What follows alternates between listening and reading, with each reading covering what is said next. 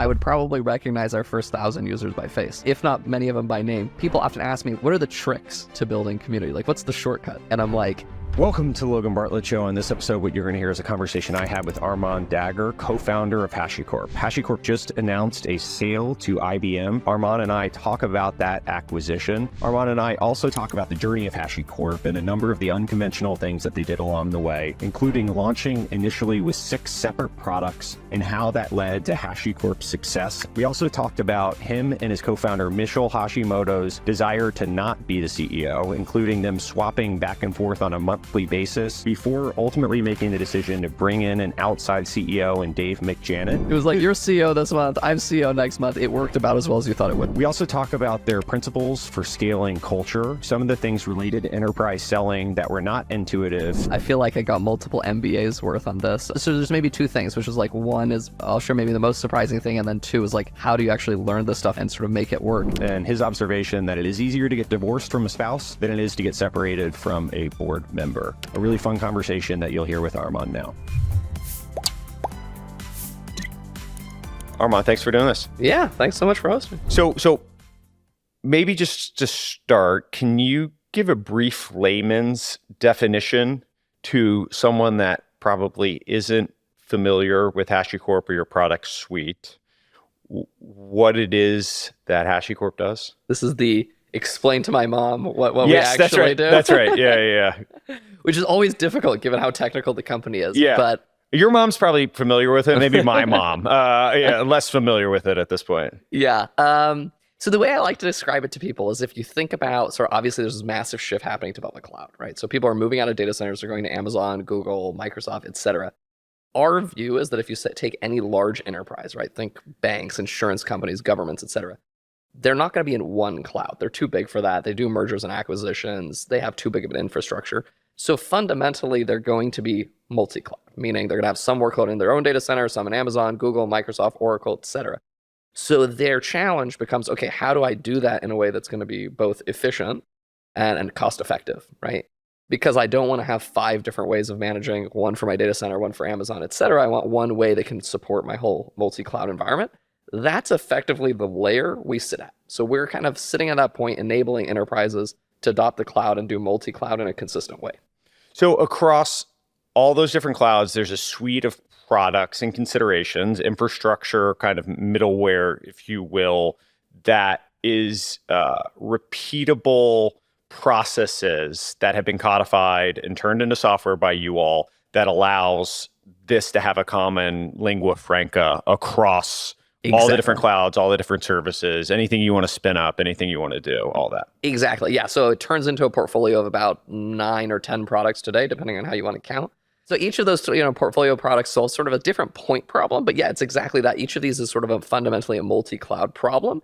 So you're going to have multiple tools, but the overall solution is looking at, hey, I'm a customer, I'm going multi-cloud. What are all the different problems I have to solve? Makes sense. So you've had a big recent week, I guess, with a notable acquisition. So first, congrats on that, or an announced acquisition. I guess it's expected to close end of this year per we're IBM expecting statement. It to close this year, but a bunch of, there's always the kind of classic regulatory uncertainty in there. Yes, it seems like that stuff tends to go longer and longer. I guess maybe take me through the emotions you feel this week. I assume there's some like validation, some part of the journey's over in some way or different. It's going to be different than it was before. And so I imagine it's both validating and bittersweet at the same time. Is that fair? Totally. Yeah. No, I would describe this week as a bit of like a whirlwind of emotions. It's exactly that. Honestly, in some ways, it is bittersweet. To your point, it's, you spend 12 years building it. It's your baby. It's sort of the standalone thing that's kind of like, yours in its entirety. And that chapter comes to an end in some sense, right? You're joining a much bigger organization. But I think then the flip side of it is there's a ton of excitement, right? Obviously, we wouldn't have done this if we didn't think it was a good outcome for the people and the products and the company. And so I think, we feel very aligned with IBM senior leadership in terms of the mission. And I think, they're very excited about what we bring and the synergies to the portfolio. So to me, what's exciting is it's almost like, how do I take the HashiCorp mission, but put it on a platform that's 100 times the size, right? With 100 times the resourcing. and, kind of get to see real what was sort of only in my mind's eye, even closed, right? There's still limitations we have in resourcing and size and scale that, don't apply when you're 100 times the size. Totally. So now going forward, so what happens for the next 6 months or whatever it's going to be till close? Business as usual? Pretty and much. You just, yeah. I mean, I think we remain fully separate, independent entities. So, it's kind of business as usual for us. Build the same products, same mission, same priorities, focus on the customers. And, very much kind of firewalled off. So there's a minimal integration team that can start doing some of the planning and integration sort of thinking. But effectively, it all has to kind of wait till the deal's actually closed. Wednesday, when IBM announces their earnings, did you and Dave and whoever else get in front of the company and sort of explain everything? Was that sort of the way it played out? Yeah, I mean, we couldn't do it Wednesday because of just time zones. It's like by the time markets closed and announcements on it was already sort of late Eastern Seaboard, and we're pretty geographically distributed. So, but do you have an email ready to go out? Yeah. So email and blog posts and a bunch of those things went out right away to the internal audience, and then it was Thursday morning that's when we can actually do a company all hands and departmental all hands and really spend time with people to help them sort of digest all the news. But yeah, there was definitely a period and window in there where you're like, the news is out and we can't get everybody together yet. But I think it's pretty quickly the company has sort of understood what's the rationale and what are the sort of synergies. As you reflect on the totality of the process and being acquired, is there anything that stands out that you feel like you all did uniquely well to set yourself up for a successful acquisition? Anything that maybe you got to down the stretch and you're like, shit, I wish we built corp dev relationships with XYZ org or whatever it was? For any founders that might be, most business, I don't know, 99.9999% of companies end up being acquired at some point, right? So even if you go public, the end state is probably being acquired, no matter what scale you get to in the fullness of time. There's a very finite number that stay independent forever, right? And so I'm curious, anything that you would reflect on that could be helpful for people? That's an interesting one. I think there's an old adage, which is the best companies are bought, not sold. And so I think for us, the way we sort of never geared the company to be bought, right? And I talk to founders who they go in with that explicit intent. They're like, I'm not building a standalone business. Here's the 3 to 5 year plan, and here's the target, acquirer. And I think, there's nothing wrong necessarily with that, but I think it's it puts you at the disadvantage of you're making a bunch of tactical decisions for a particular outcome that you don't control. Right. And so you're like, well, what happens if that doesn't come to pass or the timing is wrong or, whatever is the case, you could find yourself in a position that's sort of difficult because you optimize for that outcome. And psychologically, I just have to think there's the business execution operational sides of the puts and takes around that. But then just psychologically setting some time period, destination, when you miss that, it just has to be totally debilitating, for your ability to keep running the company. Yeah, I would imagine. And I think for us, that's why we always sort of geared it as we're building this company for the long run. And I think I often got the question of well, if you guys, why did you even go public, right? Because it's but that was the company we set out to build. We set out to build a standalone business that was meant to stand on its own 2 feet, right? We weren't building a company to sell, right? It happened in the course of time that we found what we think is a great home, and there was very logical synergy, so it makes a lot of sense. But it wasn't we built the company for that outcome. Yeah. Right? At what point, because you say built the company for that outcome, but once upon a time, there was a trade-off, and we'll get into the founding stories, or there was forks in the road that you were thinking about is this a research project, a lifestyle business, a venture-backed business? And so at what point in the journey did this become within the realm of ambitions or possibility? That 6.2 billion, was that the price? 7.7, and then 7.7 net of cash is 6.4. Okay, so 7.7 sounds bigger. Yeah. We'll go with that. So 7.7 billion. At what point in the journey did that even enter the realm of possibility that something of that quantum could be doable? Oh man, not for many, many years. I mean, so I think honestly, this rewinds all the way back to the origin. So Mitchell actually started the company 6 months before I joined. And at that point, it really was a lifestyle business, right? Like Mitchell had started Vagrant and it had existed prior to HashiCorp. So HashiCorp was really the Vagrant company in some sense, if you go all the way back to 2012. And Mitchell had built sort of a consulting lifestyle business around Vagrant. And so the conversation between the two of us was like, well, what's the ambition here? If the ambition is Vagrant, the lifestyle company, I'm like, that's cool. That's a great, business. You should have, you, Mitchell, should have fun with that. But like, it wasn't super interesting to me as like, what's the scale of that as a lifestyle investment? So the conversation really became, hey, what if the mission became this much bigger thing? What if we took on venture capital, and shot for the moon? And that's when I was like, okay, that's interesting to me. And that's when I joined as a co-founder. So basically it was a rapid sequence of, I think I joined and we did our first round was, weeks after I joined basically. Oh, interesting. So I think we'd kind of had that conversation at the beginning to say like, what do you want this to be? If you want it to be lifestyle, that's great. It's just not what I want to do. Yeah. Okay. Well, that's super helpful. I appreciate you going into all that. So one of the things, you guys did a bunch of different things that I think go against the grain of conventional wisdom within Silicon Valley. One of which, all of them. Most of, I don't know, venture and outcome maybe. That seems within the realm of Silicon Valley, but a lot of the operational stuff are with outside of it. One of the most notable ones I think is, I forget it, maybe it's a YC adage or something about like singular focus and find product market fit, and you guys did not have a singular focus, I think is probably the way that I would describe it. And you had a suite of products. How did that actually come to be? So you referenced Vagrant, that was the initial product, but how did you end up with, I don't know how many products by the end you had. Probably have like 9 today. Our initial, if we want to call it the initial portfolio within the first few years was like 6 products. So it kind of went from 6 to 8 to 9 or 10 now. And so by the time you started selling, it was that. Now, how did you get there? And maybe what was the process of taking each of those individually from 0 to 1? Yeah. So I think it was, I think there was a few important decisions along the way, right? The first for us was like, do you take a single product or multi-product strategy?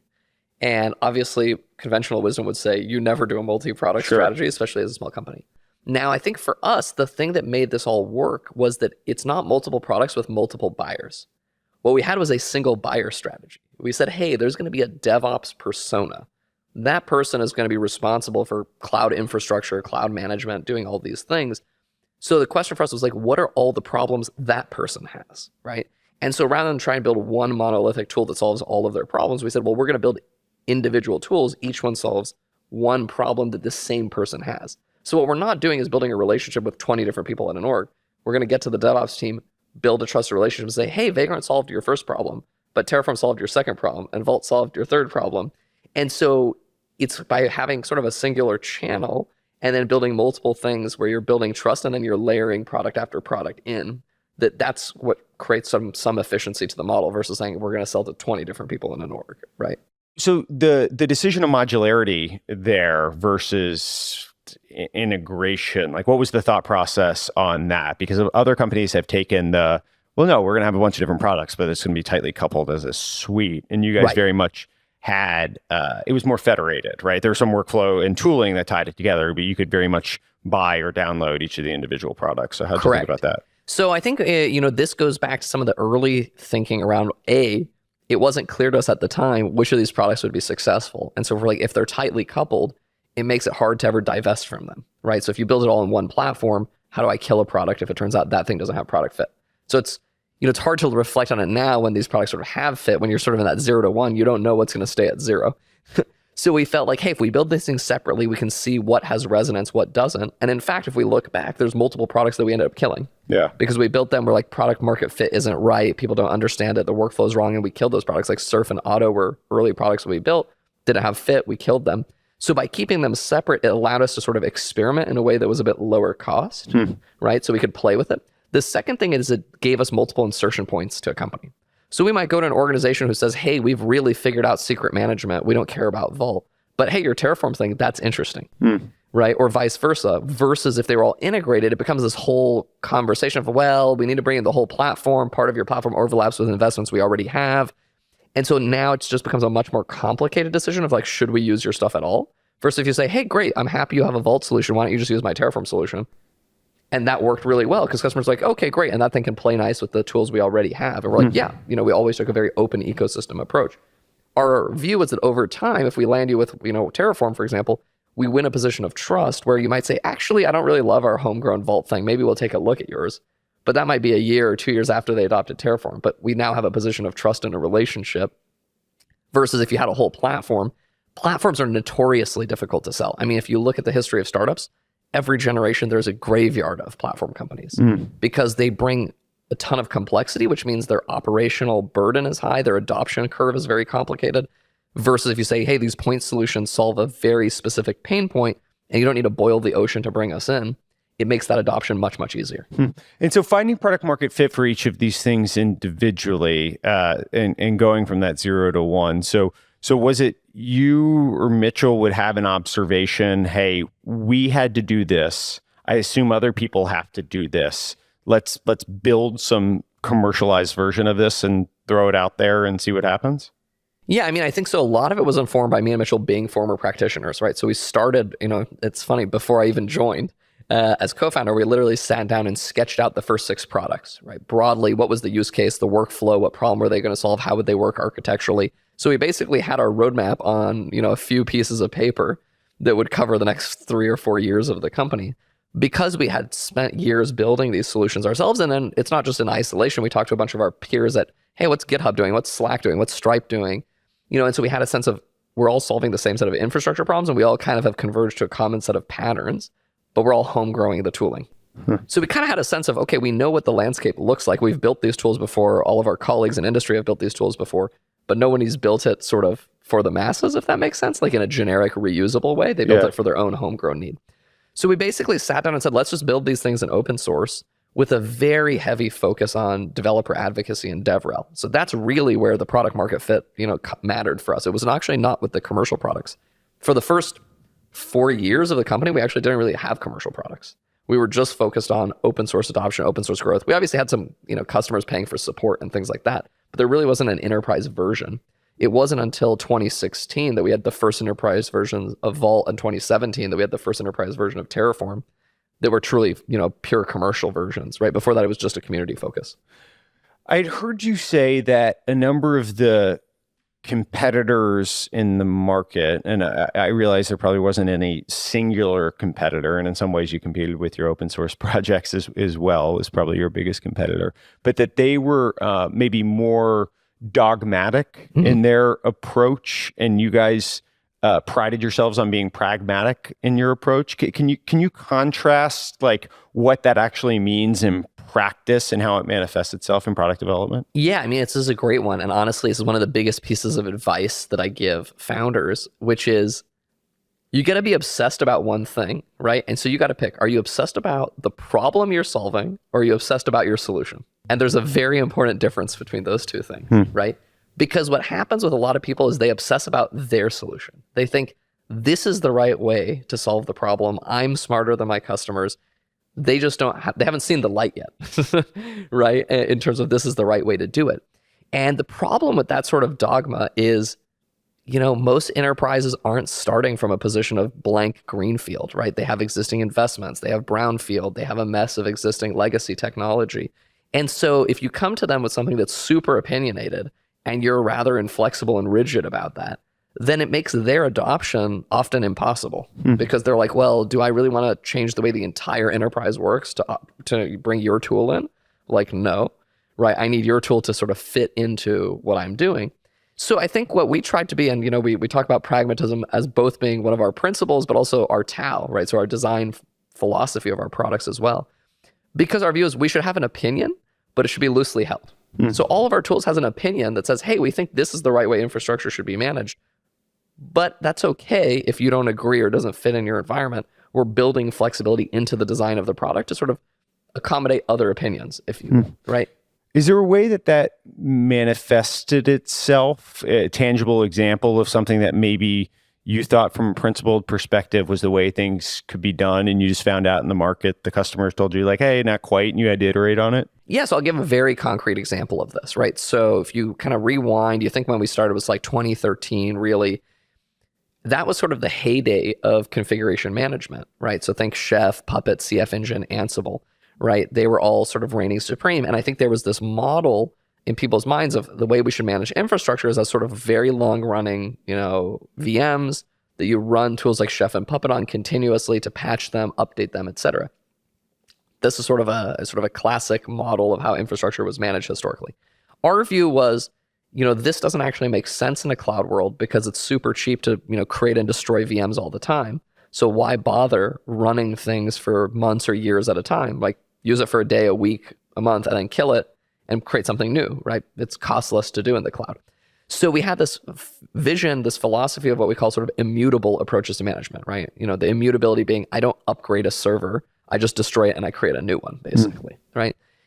This was a pretty radical approach for most IT management, right? Most IT orgs are used to things running for years at a time. They have patch management practices, et cetera. So when we built Terraform, we held this opinion and we built Terraform around it. So Terraform's very much modeled around the idea of immutable infrastructure, right? When you make a change to your server, Terraform's going to destroy your server and create a new one for you, right? It's baked into how it works. As we came to our customers, we realized they're like, yeah, that's a great idea, but we have all of these applications that can't tolerate that. That weren't designed with immutability in mind, that you're going to cause data loss, you're going to cause outages for us. So that opinion, while great and while interesting, doesn't work. And so we sort of said, okay, great. Well, how do you accommodate that? Well, we're going to go do tight integrations with Chef and Puppet and Ansible and Salt and bring in those solutions and say, okay, great. Use Terraform in conjunction with those things. So if you have more traditional infrastructure, great. Terraform can provision it, and then you can do these long-running orchestrations for the long-running VMs using those tools.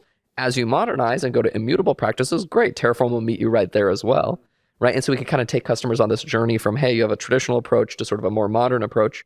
And it took many years for some of our customers to sort of see the benefits of that. But now we work with huge banks who are like, yeah, you've actually solved what used to be one of our biggest pain points on patching, where it used to be thousands of people patching every month, to now it's fully automated and we can nuke and pave our whole infrastructure every 30 days.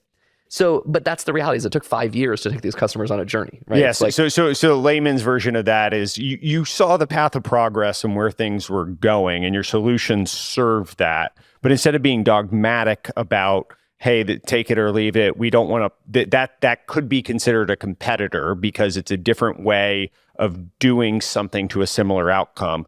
Let us partner with what ostensibly could be a competitor. Let them do that, and we're going to capture the net new way of doing things that we think will be faster growing and future-proof in the coming years. Yeah, and rather than we don't even think about it as a competitor. We said it's just a complementary model of infrastructure management. How do we bring these things together and say, okay, even if you're in sort of the old world, it doesn't mean you shouldn't be able to use the new tooling.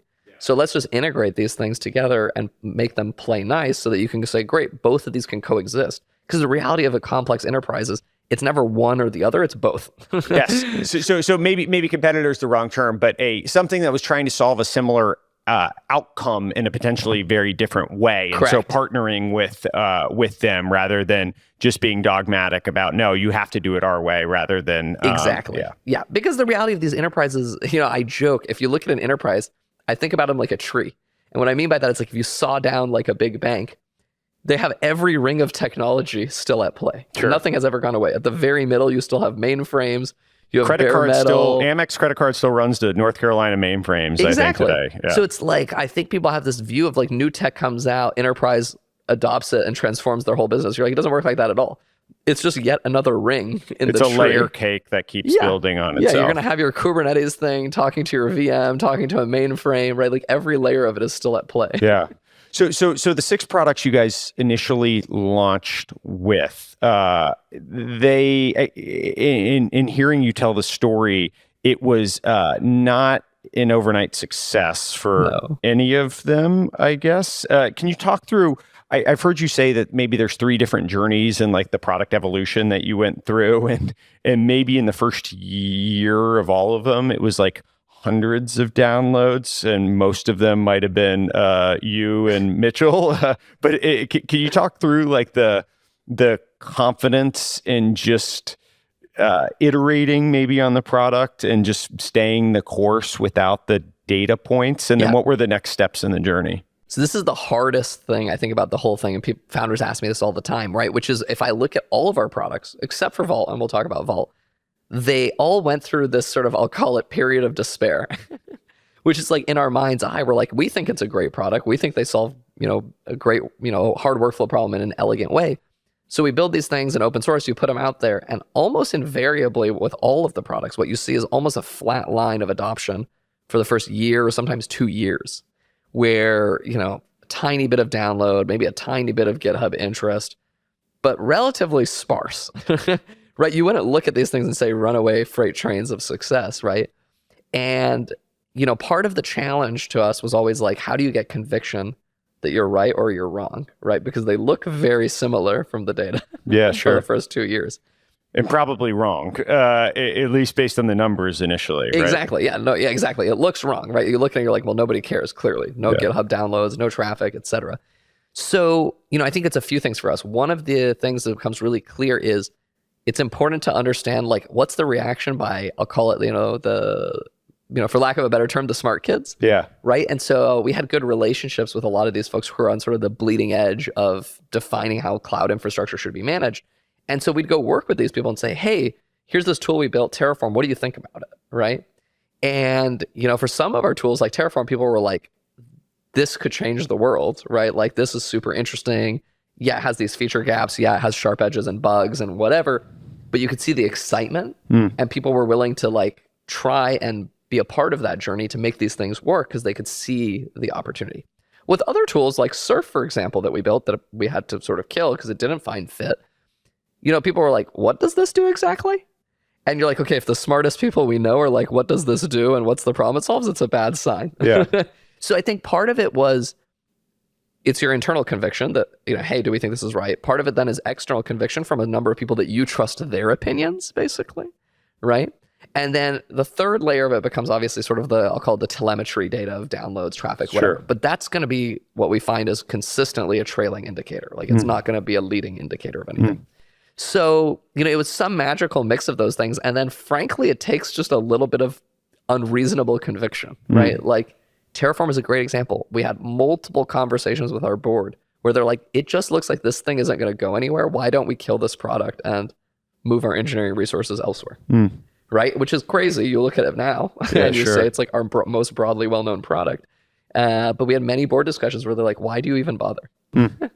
And so did you mentally, like in going through, I mean, once you got some level of validation from the cool kids that Surf wasn't the right fit, but Terraform was super interesting and had feature gaps, did you pick some point in the future to like check in? And I'm sure incrementally along the way, you're like checking the downloads and all that stuff, but just psychologically, so that you're keeping your own sanity, how did you go about picking a point that was far enough in the future that you felt like you could get there, but also within a reasonable enough time frame that you're not wasting your time? Yeah, I mean, it honestly wasn't that long. I'd say with both of the products we ended up shuttering, it was about 6 months.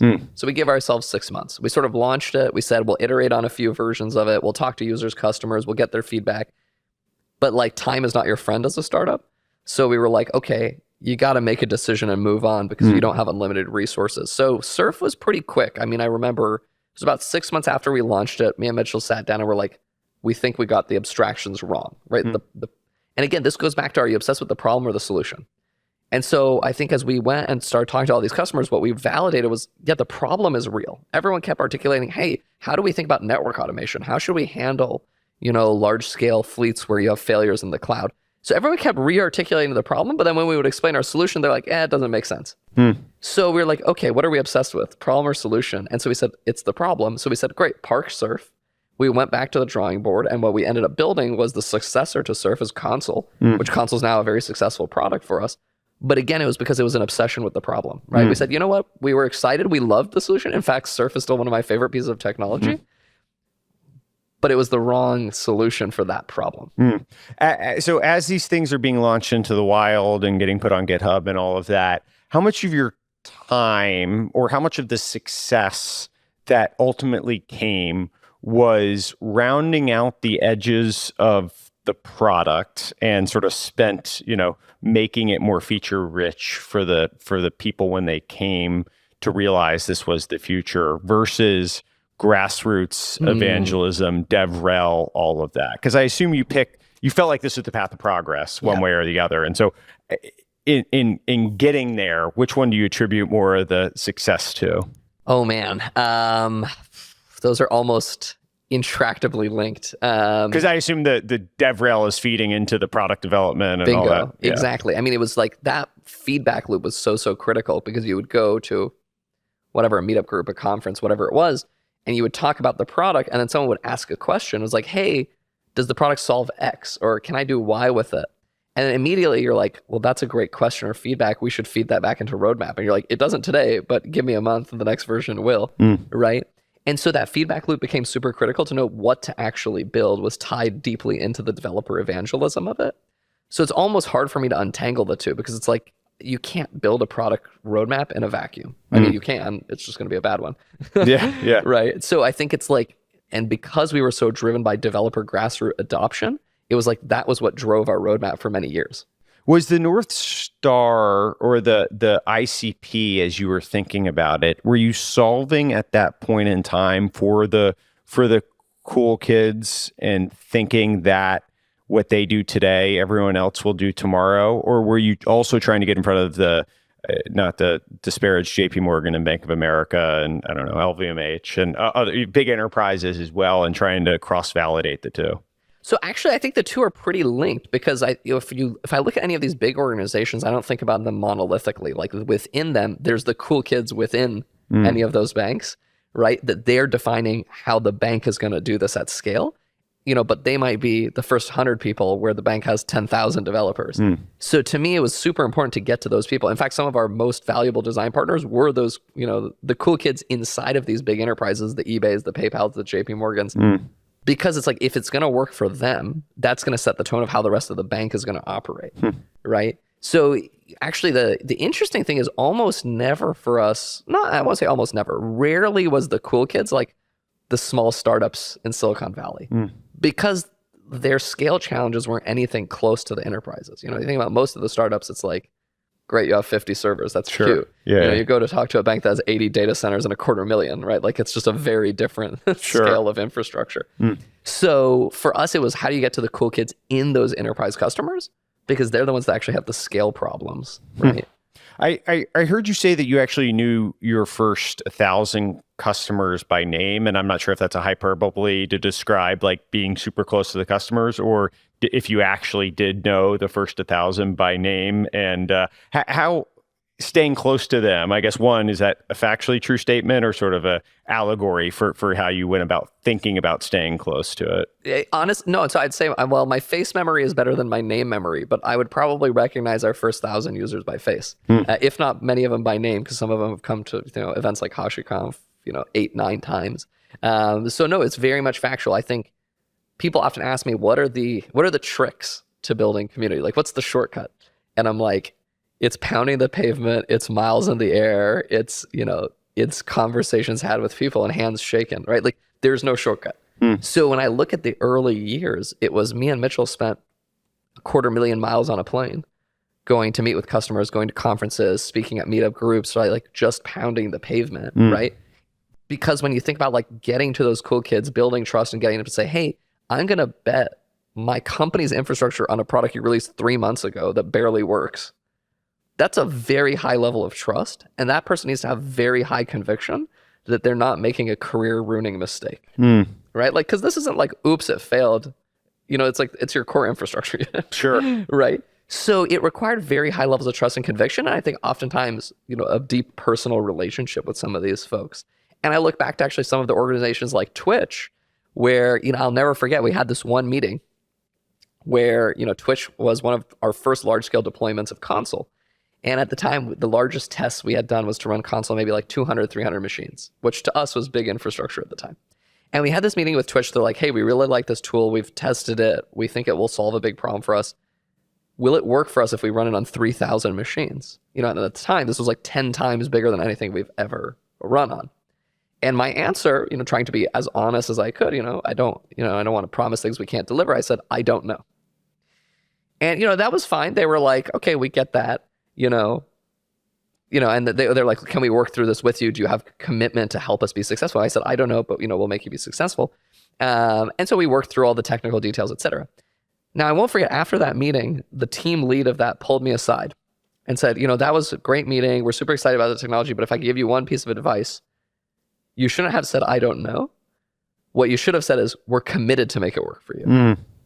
Because he's like, this is such a critical layer for us that this is make or break for us as an organization. And so I don't know is not a confidence inspiring answer. Right. And we get it. You were trying to be technically honest and not, blow smoke. But, I think what we needed to hear from you is a conviction to our success.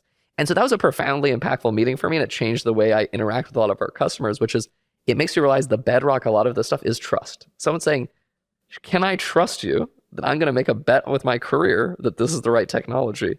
And you need to look them in the eye and say, yes, and, it's been a great relationship with them. They were, huge user, advocate, customer, still are, right? So, but it was a meeting like that was really very impactful in how I think about, how you engage with customers. Yeah, it goes back to what are customers actually buying? And it's some combination of the software, the service, the trust, the confidence, all that stuff is intertwined in so many different ways. Exactly. Yeah. Enterprise is so much of it is really about trust, right? And that's why I think there's honestly no substitute for some of these meetings being in person, right? And why it's valuable to spend so many miles, frankly, in a plane is it's like you got to shake their hand, look them in the eye, and say, your success is my success. How did you staff against 6 different products at launch? Like, what was the actual org structure around it? Did you have like GMs of different products, or did each group have different product and engineering teams responsible for it? How did that actually work? I mean, it evolved a lot. I mean, in the early days, it was crazy. I mean, we had 15 people with 6 products. So you didn't need a GM when you had 3 people on each product. Yes. Yeah. So I think, from the early days, we were thin, but we were a lean and mean team. And we worked really hard to like, how many libraries can we share? How much code can we reuse across projects? Because we didn't have the resourcing given how many products we had. Obviously, as we got bigger, we could put a lot more staff on each of these products. So it got a little bit easier. And then we went through an evolution, right? For a long time, we were functionally organized, right? So we had, product engineering, design as sort of functional groups. Then right around our IPO, we reorganized into more of a GM model. So then we actually had product GMs for their infrastructure line, security line, applications, networking, et cetera. And then very, very recently, actually, as of February of this year, we actually reorganized back into a functional model, right? And so I think it's each one of those things. I don't think there's ever a right org structure. It's about what are you trying to solve at any given time, right? So for a long time, we were lean and mean, so functional was the right model.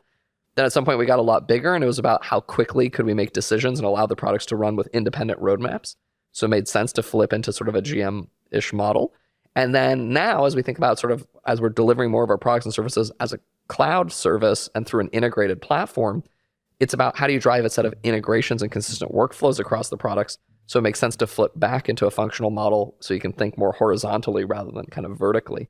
So I think at each point in time, we were sort of solving for a different problem, and the org structure was designed to help solve for that. When you move to a GM model, how do you think about the shared commonalities and services that you want to have across an organization versus the autonomy that you want to give that group to make decisions? How did you guys kind of balance that? That's a super tricky one. So I think one of the keys for us is we actually had a few horizontal groups. So we had the 4 product verticals, but then 2 of our key horizontals. One was a platform team. So they owned all of our shared non-functionals around our cloud service, billing management, user identity, things like that. So a bunch of core services were owned by a platform organization. And then we had a shared security team who was responsible for things like application security and compliance and all of those kind of things that are sort of shared concerns. How did you end up with 6, then 9, and not 3 or 16 or 26 on the product set standpoint? What was the landing point there? I realized some were deprecated along the way, but how did you sort of land on that? So we started out basically when we started in 2012 to 2013, we basically sketched out what we thought was an original portfolio of 6 products. And the way we got there was basically we said, okay, if we segment the entire sort of SDLC, the life cycle of building and managing a cloud application. Software development lifecycle. We sort of saw that there's these 6 big buckets for us, at least, They were like, okay, you need Vagrant on dev test, you have Packer on image management, you have Terraform on provisioning, Vault on security, Console on networking, Nomad on app deployment. So we started there with those 6 and said, these are the big pillars. Actually, ironically, we didn't start with Vault there. I'll come back to that one. We had Auto there and we had Surf. So we had these other pieces and we said, okay, let's go build the initial portfolio of 6.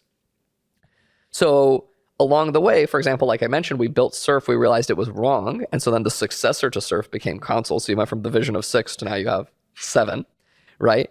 And then we had this other product, Auto, which our view was like, hey, as we started building 7, we're like, this is really complicated. Customers are going to struggle to integrate 7 different products. What if we had an integration product that glued them all together? So that became an 8th that was then Auto, right? So we had these 8. So we sort of built those out and then realized, well, Auto and Surf actually, didn't have the product market fit. So then they went away. So it really came back down to the 6. That was the core portfolio, if I want to call it that, from sort of 2015 until about 2020. So for 5 years, we were just focused on no more net new product, add depth and breadth of capability to existing portfolio. Along the way, though, as we were talking to customers, we kept uncovering new problems, right? So we said, hey, we built Vault for secret management, but what about human users? How do they get access to systems? That created the opportunity for us to add a new product, Boundary, that we released in 2020. And then we sort of revisited the Auto problem. Again, it was, are we obsessed with the problem or the solution? Auto, the solution was wrong. But the problem of how do we simplify, the consumption of cloud infrastructure was still real. So that's why we ended up building Waypoint in 2020 as well, to say, okay, this is kind of V2 of Auto. How do we simplify it for developers who don't care about the details of cloud? They just want to build an app. So we said, let's try again with Waypoint. So we ended up with adding those. And then we ended up acquiring a company, Blue Bracket, looking at, hey, great, we have this vaulting solution, but how do people find all the secrets in their environment? So it was a logical adjacency. So it was some combination, I would say, of part of it was vision driven of what do we think are the key building blocks. Part of it was just customer driven of their coming to us and saying, hey, we love Vault, but can you help us find the secrets we have in an environment? And so, some of that became more natural to do through M&A versus build. The transition point of going from hunting, if you will, to farming, like the hunting being building, shipping all these new different products, farming being rounding them out, getting them to full feature, figuring out monetization and all that.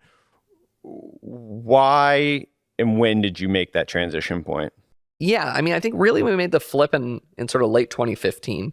So I think that was a milestone for us where we said, when we raised money from the board, from our investors, what we told them was basically, we're going to spend the first few years of the company fleshing out the portfolio, focusing on community adoption, and kind of getting to, I'll call it the MVP of the vision, right? You need these 6 pieces to sort of be able to draw the line end to end on app delivery. So we said, we want to be able to draw the line end to end, and then we're going to focus on fleshing it out, commercialization, et cetera. So we basically promised our investors that's what we would do. And so first few years, that's pretty much all we did was, every few months we were launching a new product. We got to our first ever HashiConf, which is our big user conference. That's when we launched the last 2 products in the portfolio. And so that way we had sort of completed the arc. And I'll never forget, literally the week after the conference was when the board emailed us to say, hey, that was a great event. Love the new products, love the energy of the conference. Can you tell us what HashiCorp the business is now? Because we know what HashiCorp the open source projects are. Yeah. But what's HashiCorp the company? And that's the moment in time where it really kicked off a soul search for us to say, okay, great. What does HashiCorp the business look like, as opposed to HashiCorp the set of open source projects that represent the vision? I had heard that along the way, fundraising maybe got far easier when Docker came into existence, and people were just like, okay, well, you're a derivative or a competitor of Docker along the way. And so I guess I'm curious, as you look back on the product journey and the desire to go into monetization, at what point in time was it that Docker took off? And how was that trend beneficial? Like, did it give you more time just to focus on the open source and do this stuff? Or did you need to react to the commercialization because of Docker and what was going on?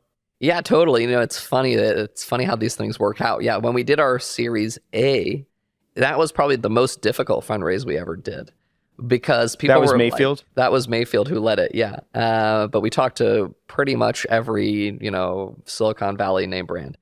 And the challenge was people were they're like, oh, infrastructure for enterprise, this is a cold, dead space. Nobody cares about this. Why would you bother? Plus, you guys are multi-product. Are you crazy? Plus, we were remote at the time. So we're like, you're a totally remote company. You want to do open source. You want to do multi-product, and you want to invest in a dead space. It was like every red flag. And you were how old at the time?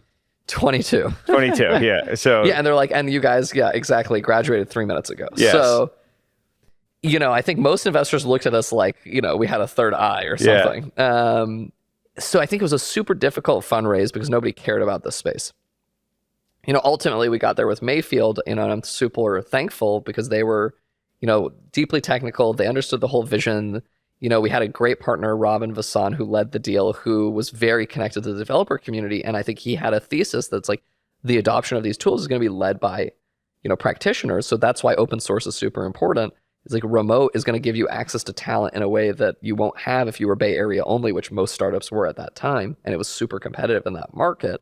And his the portfolio approach will actually be a strength over time because you're going to build a trust and be able to layer multiple technologies. So, I think he really saw why we had conviction about those things. And he was close enough to developers to sort of help make that bet. And so I think it was Mayfield and GGV who led the A and really sort of were bought into that vision. Now, I think as you get to the B, it's exactly what you said. It was like it became way easier because Docker exploded on the scene. Yeah. So all of a sudden, Docker had this organic, explosive, growth by the developers, in terms of driving adoption.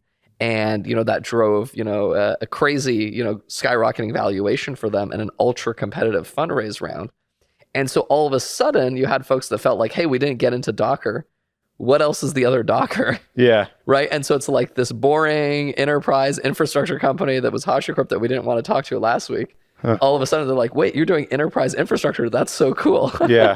And so overnight it changed what the perception became. And so it became much easier all of a sudden to actually go and fundraise because people cared about the infrastructure space all of a sudden. But it's just interesting how much of an impact that made. Yeah, well, and that was when we participated, right? That was when Redpoint came on board. So we're appreciative of that. Yeah, it's every successful company, I think, maybe with one or two exceptions, has a very difficult fundraise, and it's a very humbling experience, I think. And I think every company, I don't wish it on anyone, but it does ground, I think, entrepreneurs when the things are going well. It gives more pragmatism of like, hey, well, I remember what this is like the other way, and so let's be a little bit more rooted in the partner we pick, the valuation we set, the ambitions we want to go about. I don't know if that was your experience as well, even when you were the coolest of cool kids and everyone was trying to give you money. Did that first experience impact the derivative ones? Oh, absolutely. I mean, I think there's a bunch of interesting lessons, and I with the bunch of the founders I work with, I share the advice with them, which I'm like, there's only a few pieces of advice I give, which is one, it's much easier to get a divorce than it is to get rid of a board member. Yes, that is very true. So I'm like, there's legal recourse to get rid of divorcing, and there's not with board members. Exactly. So I'm like, however much time you spent picking your spouse, think just as hard about picking your investors. So, because I think a lot of founders go and be like, well, I'm just going to pick whoever writes the biggest check. And you're like, you don't know if that also means you picked the biggest asshole. Totally. Right? Or what their standing is within their firm, or whatever, exactly. what their motivations are. What's their network? What's expertise do they have? How helpful what are they be? underwriting to, and what false pressure or things are you going to get put on the business because of that? Exactly. So I'm like, rule number one to me is like, make sure whoever you pick, you're happy working with them for another decade. Yeah. Because I now have board members like Glenn who have sat on our board for more than a decade. Yeah. Right. And it's a great relationship. And I'm like, man, imagine how painful the last 10 years would have been if you had an adversarial relationship with your board. Right. So I think rule number one, you have to like the people that you're working with, right? And have a deep sense of trust and respect mutually. Right. Two is I think it's super dangerous to maximize valuation. So we were always very conservative about that. Yeah, we had offers for bigger checks at every round, but we never optimized for that, because going to the point you made is like, well, what outsized expectation does that set on our execution, right?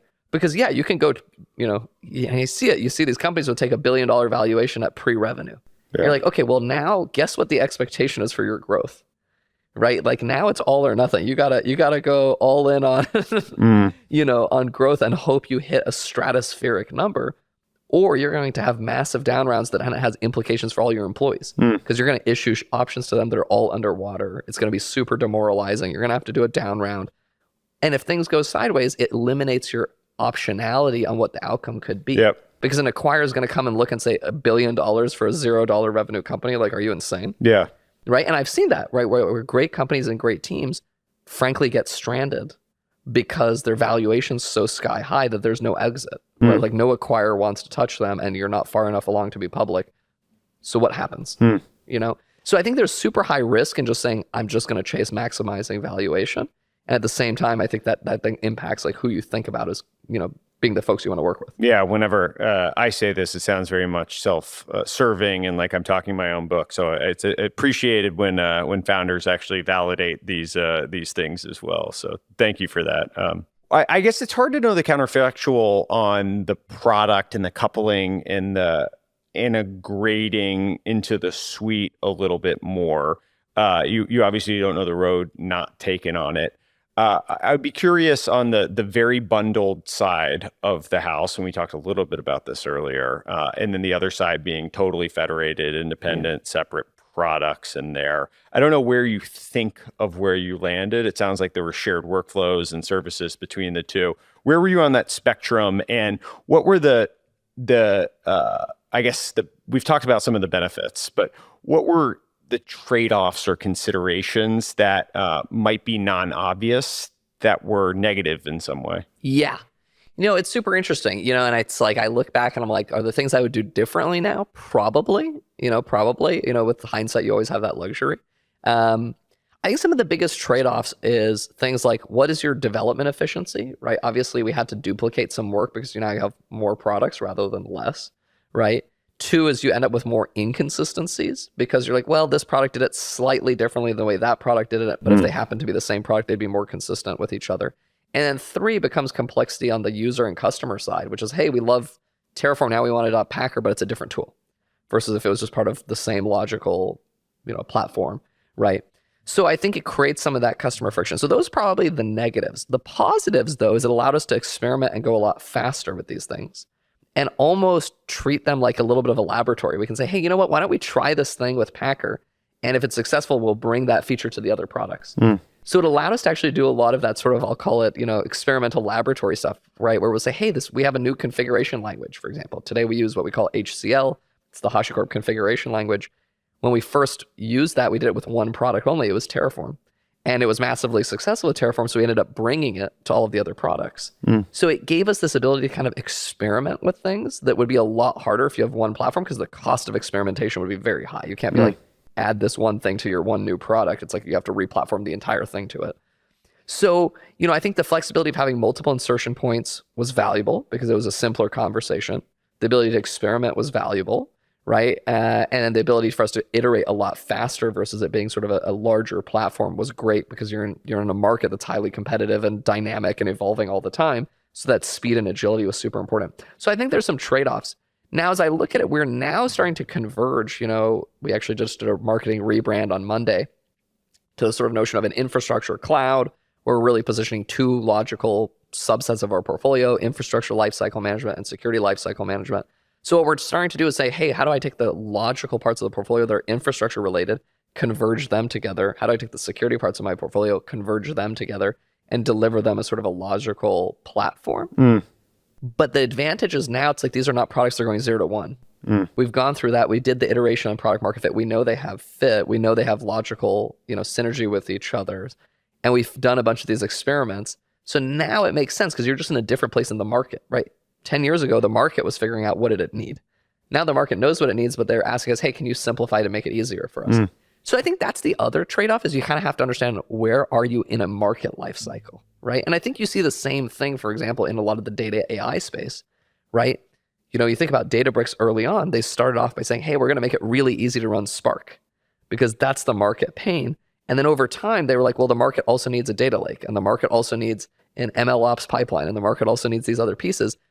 But because it's such a dynamic market, you couldn't have known those things up front. You had to wait until the market needs were clear, build a bunch of independent things, and then bring them together in a logical platform, right? So that's like a great analogy to me in a different market than infrastructure, where as a market's evolving, it's not obvious to anybody, what are going to be the important pieces. So having slightly more decoupling lets you go fast versus if you're trying to build a platform, doesn't make sense. Platforms make a lot of sense once a market is stable. Take Workday.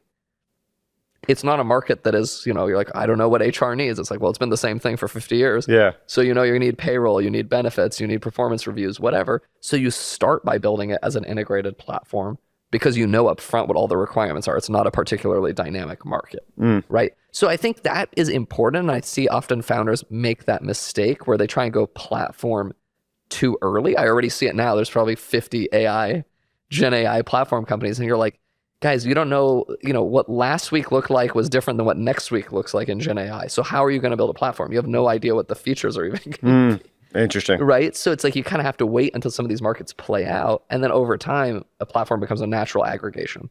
One of the decisions on the product side that you all made was giving independent names that were disassociated from HashiCorp. I guess I assume, how did HashiCorp, the name, come to be? I assume it's a derivative of Mitchell Hashimoto, but how did you guys actually land on that? So the name is really funny. So when Mitchell started, he basically had a bunch of contracts that were ready to go to do some consulting work around Vagrant. So he needed a corporate vehicle to basically sign these contracts under. And he had been doing personal consulting under his LLC, HashiCorp, because it was just a one-man LLC just for his personal consulting stuff. So he's like, oh, well, I have this LLC. I'm just going to sign these first few contracts for Vagrant under that. And then together we can brainstorm what we actually want to name the actual company, right? Rather than just my, one-man LLC. And I was like, yeah, that's fine. Let's just get going on those contracts and we'll figure out the name. So we spent a few months thinking about company names of well, what would we want to name the company given this bigger mission and what we want to do? And, at the time, if you remember, this was when it was very in that everyone's startup name was missing letters and your logo was a cute animal or whatever. Yeah. And we sort of hated all of that. We're so the brand ethos was always luxury defense is always what we went for, right? We wanted to feel mission oriented in the way you think about a defense company is, but luxury in the sense that it's attention to detail, craft, polish. So we wanted something that would convey that. So our logo always was, symmetric, sharp edged, right? It was not a cutesy animal. And what we liked about HashiCorp is it sounded vaguely dystopian, right? You think about Tyrell Corporation or Fuji Heavy Industries, right? Yeah. It has that kind of a vibe to it. And so we liked that because it kind of fed into that sort of luxury defense vibe. So we spent a bunch of time thinking about names. We couldn't come up with anything that we liked better. And at some point we were honestly, we have more important things than the name, whatever, let's get on with the product stuff. So it just stuck. That's funny. So it was just one of these happenstance, coincidence type of things. Well, and then on the product side, it's interesting because in some ways, I imagine, I've had this experience before where people won't know HashiCorp, but they will know Vault or Terraform. Correct. All the time. I'm sure you've lived that way more. And so I would say conventional wisdom to disassociate your company name from your product name, that's certainly unusual. That is not what I would say most Silicon Valley venture investors would recommend. So what were the considerations and the puts and takes on that? Yeah. So it's funny. So it goes back to what I talked about earlier, which was we wanted the optionality to divest without us hurting the brand. So we actually took it to an extreme in the early days. In the early days, each of the product websites was totally distinct. They had different fonts, different colors, different branding, different logos. The only way you could tell they were HashiCorp was the copyright in the footer in gray text was copyright HashiCorp. It didn't even say HashiCorp anywhere on the websites. And so this was very much a deliberate strategy because we're well, we want to launch this thing. What if auto fails? Then we can quietly kill it and nobody will realize that it's sort of related to the rest of the portfolio. Now you flash forward a few years and we had exactly that problem. We'd go to customers and they're well, I've never heard of HashiCorp. And we're well, we make, Vagrant, Packer, Terraform console. And they're oh, we use all of those things. And you're and you don't know us. And they're yeah, we didn't realize there was one company behind all of them. Yeah. And so we're okay, we've clearly created a problem for ourselves. So this was probably around 2017 that then we did a major flip on the brand to say, okay, all of the websites we're going to update to go to a consistent look and feel. We're going to bring them into sort of a single color palette. We changed all the logos to make them much more, not the same, but to follow a isometric grid. So they all have a similar pattern to them. And then all of them got relabeled. So instead of just Terraform, it's always HashiCorp Terraform. Instead of Vault, it's HashiCorp Vault. So the websites became a lot more HashiCorp branded, and then they had a common HashiCorp banner that would link back to the homepage. So we made a big deliberate flip around 2017, 18-ish to bring them all into much more of a consistent framework. But even now, years later, we still have people who are like, oh, I use all these tools, I never heard of HashiCorp. So it's one of these things where it's like the early decision actually gave us the flexibility to be able to kill products like Surf and Auto, and it worked. We were able to kill those things without it causing a reputational issue for us, right? Because in the early days, we wanted to be able to do that experimentation. The downside is it created some of this brand, recognition issue that for the most part, I think has been resolved, right? Like it used to be every meeting, they had no idea who we were. Now it's like, I don't know, maybe 1 in 50 that they don't know that it's all linked back to HashiCorp, but it took years. So maybe not something you would overly recommend. It made sense at the time. Is that a fair distillation of all that? It's probably caused some more headache than Absolutely. benefit. Okay. I think we were more worried about the brand impact than, frankly, the reality was like, people understand you're a startup, you're experimenting with things, not everything works. We would have been better off having it all under the HashiCorp brand to begin with. Makes sense.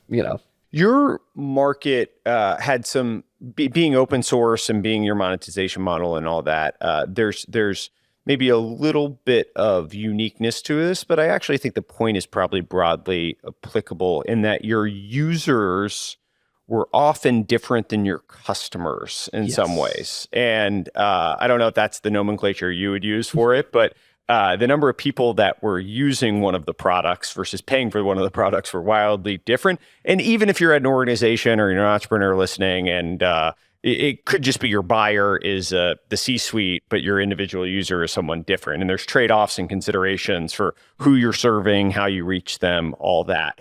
Can you maybe talk to me a little bit about that and landing on how you built product for who and where, and then ultimately monetizing and how you thought about that for who and how? Yeah, I think this is what makes open source monetization hard. And I think a lot of companies get this wrong, is exactly, you're right. Our user is not our buyer typically, right? Our user is developer, downloaded our product on our website or GitHub or whatever. They're just trying to solve whatever pain point they have. It's their boss or their boss's boss who is saying, how do I have a consistent multi-cloud strategy? How do I manage the risk of my developers doing something stupid and creating a security vulnerability for me? How do I manage hundreds of applications in a cost-effective way? That's a buyer consideration. It's not a user consideration. So we very much took this split approach of saying our open source and our community-focused efforts are focused on the user. How do we solve their problem in a way that's elegant, that they're going to like? But our commercial focus is actually on what the buyer's concerns are, which is, how do I think about managing risk, managing costs, managing sort of complexity at scale? It's a different set of concerns. And then our sales motion is really geared around get to those champions who are your user, have them sponsor you to get to whoever it is, the director of infrastructure, VP of infrastructure.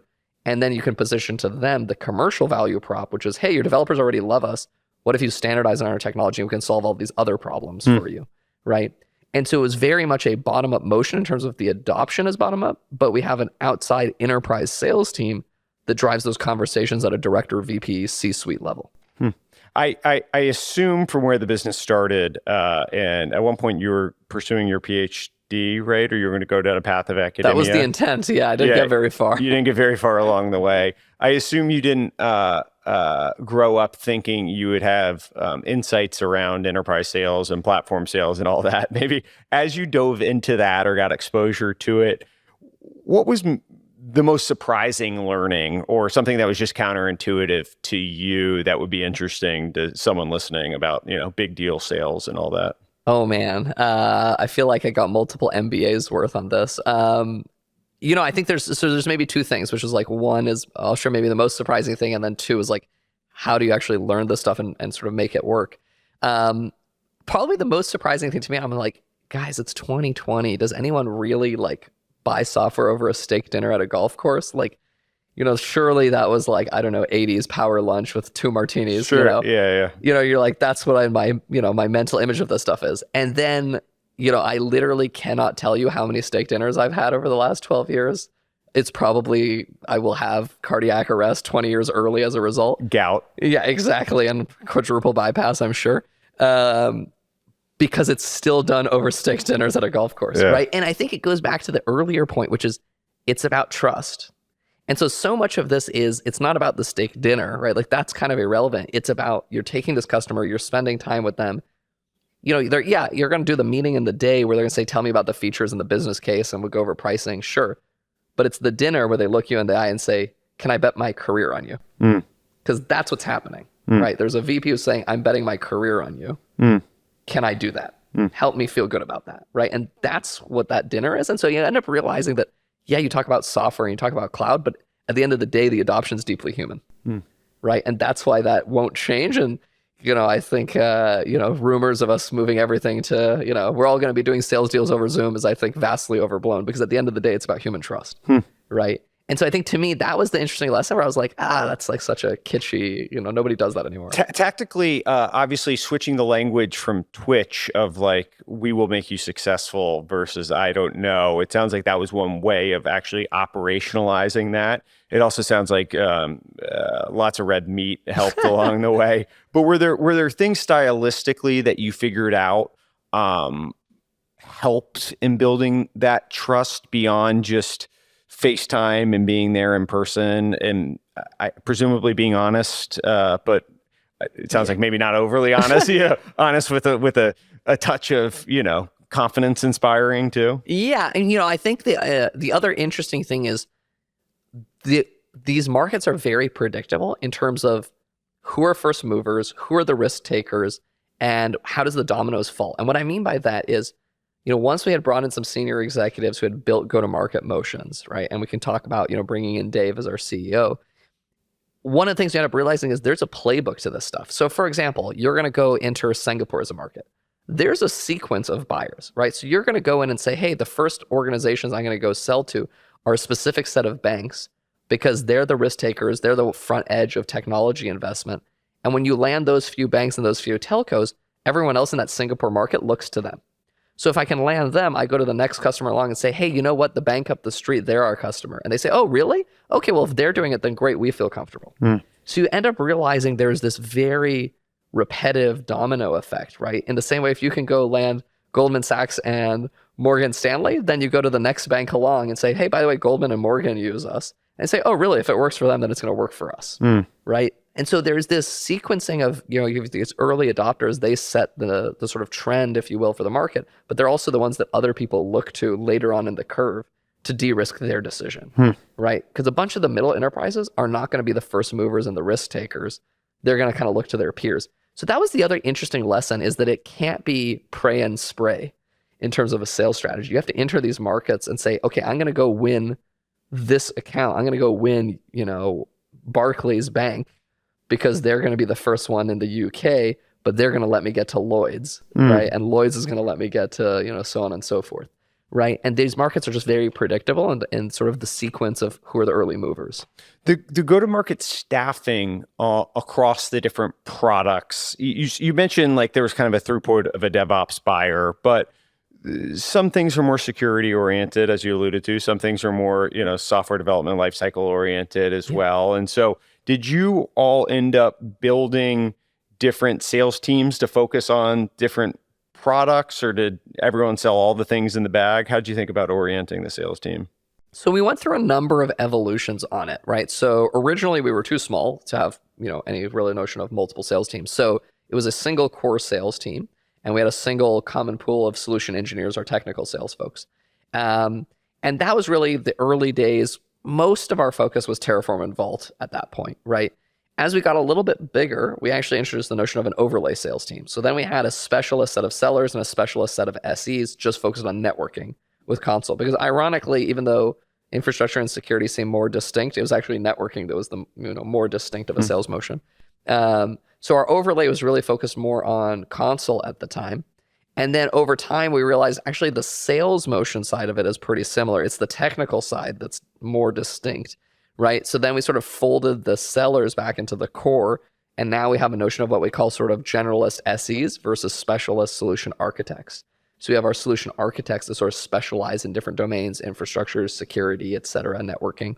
And so that's kind of the way we sort of specialize it today. We've shifting gears a little bit. We alluded to different points along the journey, but you and Mitchell were at the University of Washington together and best friends over the course of 4 years. He started working on, you guys were at Keep together, then he started working on Vagrant on the side. Is that the right? So Vagrant actually started at University of Washington. Oh, he did? Wow. Yeah. So Mitchell came to me with this idea. He was like, hey, I want to build this thing, Vagrant, to simplify setting up my developer environment. And he was doing all this stuff to try and isolate the app. And I remember, because like this was maybe 2007 or 8. And he didn't know about virtualization at the time. And I was like, hey, have you seen this tool, VirtualBox? You can actually create like a VM on your laptop, and like you could probably put your whole dev environment in the VM. And I remember Mitchell's like, oh, that's really cool. I'm going to go like research it. The next morning when I saw him, he's like, I rewrote all of Vagrant around VirtualBox. Like, this is going to be the future of how this stuff happens. And, to Mitchell's credit, it was the future of how that stuff happened. Wow. And so that started then. And then did he recruit you to Keep, or? He did. Yeah. So that was the whole, the funny thing was basically we both moved to the Bay Area, but for two very different reasons. Mitchell went to join Keep. I went to go get my PhD at Berkeley. And Mitchell would pester me nonstop. He would text me 1,000 times a day being like, hey, you have to interview, you have to meet the team, you have to kind of, chat with them. And I was like, I don't want to go to industry. I want to go to academia, but I'll make you a promise. I will do one interview if you stop pestering me about this. And so I should thank him for being so persistent, because I did do an interview with that team. And it was my first real startup exposure. So it was the first time I met a team that was like, it was at the time 7 or 8 people, a very cool kind of environment right in Soma, really like, a fun building culture. And I was like, this is really cool. I could really have a lot of fun here. So I ended up deferring at Cal for a year to join the startup. So I never even started there. I just deferred to join Keep. A year later, they called, they're like, you have to make a decision. Are you coming back? And I'm like, I'm having a lot of fun. Berkeley's not going anywhere. So I ended up dropping out to stay at Keep. And then, a year after that, Mitchell left, and then I left shortly thereafter to HashiCorp. Huh. So you all spent, friends for now 17 years or something, dating back 07, 08? Yeah, exactly. Back like to 07, yeah. And you worked together from 2012 to 20, I guess in some capacity still today, but formally through Keep and HashiCorp, how long was that journey, like formally working together? It was 2 years at Keep, and then Mitchell left late last year, so 23, so call it 10 years at HashiCorp. Okay. So in what ways did you all complement each other? Were there clear overlap areas or was it kind of perfectly symbiotic? I think we had both different strengths that we brought to the table, right? Mitchell was always a developer's developer. He still is. Yeah. And so, I think he brought a magic touch in terms of developer experience, really being close to how should the tools feel, how should they work, what's going to create a really magical experience. And he pushed us really hard on a bunch of things like, that time to value has to be less than 5 minutes for the tools. And how do we make it really a single command line to really start, using the tools and seeing it. And so there was a lot of things Mitchell really pushed us on from a user experience to kind of really, surprise and delight was kind of the way we thought about it. I've heard he credits like his Apple retail store experience for some of this, yeah, like exactly. Having worked there, I don't know, high school or college or something. Yeah. So he worked there during college, and I think Apple's very religious about some of this stuff, is that notion of use, surprise, and delight. And so he brought a lot of that ethos to the product building. And then on the other side, I was always more of a distributed systems junkie, right? And like, that's what I wanted to go get my PhD in. And I've always, that's what I did my undergrad thesis work in too. So I was always a junkie on the distributed system side. So I sort of was focused on the back end, which was the architecture of the tools. How do we design them in a way that will be, easy to operate, scalable, elegant in terms of how they work. And then Mitchell was on the front end of like, how do you make the experience, easy to use, magical, beautiful. So it's like, it was a perfect sort of, complement of like, I'm going to make the back end of this thing work. You're going to make the front end of it beautiful, and then we can create a really compelling set of products. And then as the company grew up, our roles sort of very much changed. Mitchell stayed, I call it very much like chief scientist, chief engineer, however you want to think about it. He was very much embedded, hands-on, programmed, 5 days a week. He was very much not even a 10x engineer. He's like a 100x engineer. And then I ended up taking much more of the management responsibility, right? Because just as, small startup, someone has to be, someone has to be at the helm. And it was one of those things where I would never say I loved it. I would not describe myself as an operator, but it was like I maybe disliked it less than Mitchell. Yeah. Well, to that end, so you all passed the CEO title back and forth. It seems like playing hot potato for a little bit on who was CEO, and then you decided to be co-CEOs, and then at some point along the way, maybe the totality of the journey, were you communicative with the board and the investors? Hey, neither of us really like that job specifically, and we're going to want an outside CEO, or was that an evolution of playing hot potato back and forth? It was definitely an evolution, right? So for the first year or two, we were so small that like CEO was a nominal title. At some point, once the team got to like 10, 15 people, you need full-time management, right? It just can't be chaos if everyone does whatever they want. So at that point was when we were sort of hot potatoing it back and forth. And then, at some point, me and Mitchell had a conversation where we're like, okay, like Mitchell, it's clear you hate this role. Like, why don't I just step into a more of a full-time management role? And so, we sort of formalized that. Maybe we were around 12-ish people or something. And prior to that, you guys were like switching every quarter or something? Every month. Every month. It was like, you're CEO this month, I'm CEO next month. It worked about as well as you thought it would. Yeah, that sounds like a very, something that I would not recommend to people. There's a reason it's not a widespread pattern. Yes, yeah. So we did that for a bit. It clearly didn't work. Then I was like, okay, Mitchell, you hate it. I'll just do this. And then that was sort of the pattern until maybe we got to about 40-ish people. And that was right around our Series B when we started deciding to say, hey, it became clear to us that, and this was right around when I said we were starting that soul search, right? The board started to push us and say, what's HashiCorp the business? And so we went through a number of different decisions. One decision was, hey, when we grew up, are we an SMB-oriented company or are we an enterprise-oriented company? And I think pretty quickly we made the decision we want to focus on enterprise because that's where the budget is, that's where the problems are technically interesting, so let's focus there. So we made that decision. Then the second sort of question became, well, what's the products? And I think, we struggled with a bunch of commercialization models, right? Because open source is not a well understood model. Sure. So we went through a bunch of different things, ultimately landed on sort of an open core model, which has been sort of the predominant way we've monetized up until we introduced cloud services. But then the third question for us was like, well, who leads this company? Because now we're saying we're going to build an enterprise sales motion and build an enterprise go-to-market as two people who have never worked for an enterprise, sold to an enterprise. Like, could we figure it out from first principles? Maybe, but that's a pretty high risk approach. So that's when we sort of engaged with the board to say, hey, we think we need help on a leadership side. It wasn't necessarily that we were looking for a CEO, but we were like, we need someone who has done this, right? And so we weren't sure what we wanted. Is it a CMO, COO, president, CRO, whatever. So we brought in an exec search firm, and that's what we told them. We want that. And the search firm had no idea what to even do because they're like, you want a COO, CMO, CRO, president? What are you like? These are different jobs. We need a grown-up that knows enterprise. And that was our job. That's a hard spec to hunt for. So to their credit, they didn't tell us we were total idiots to our face. I'm sure they thought that. But they basically put a whole bunch of different people in front of us with very different profiles, like a CRO, a COO, CEO, whatever. And we ended up hiring a CMO. For a number of reasons, it didn't work out, right? So we basically said, okay, back to the drawing board. And then having spent a little bit more time, we're like, okay, we're being a little bit unreasonable. What we really need is actually two very different people. We need a VP of sales who comes from an enterprise background. And then we need someone who understands the marketing side of it. And then we're open to that. Is it CMO, COO, president, whatever? So we said, actually, let's run two separate searches because now it's obviously much more constrained. So, okay, we can do a VP of sales search. Those people are easier to find. It's a well-defined profile. So we ended up finding this guy, Rob Abbott, who ended up joining eventually to be our first VP of sales.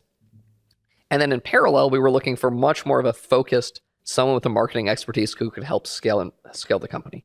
And through that process, we ended up meeting Dave McJanet, who coincidentally knew Rob Abbott quite well from their time at Hortonworks.